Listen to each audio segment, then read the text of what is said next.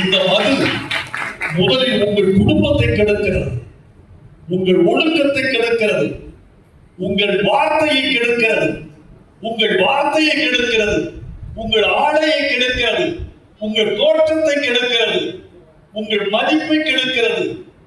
தாயை கூட மதிக்க முடியாதவன் மது அருந்தியவன், தாயை கூட மதிக்காதவன் மது அருந்தியவன்.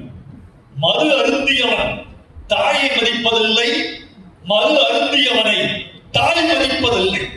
தாயை விடவும் ஒரு மனிதனுக்கு மன்னிக்க பிறந்த சக்தி இந்த பூமியில் இல்லை. தாய் தான் மன்னிக்க பிறந்தவர்.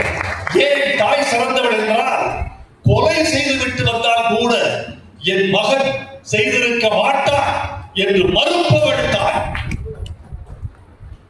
என் மகன் பொய் சொல்ல மாட்டான் என்று நம்புகிறவள் தாய்.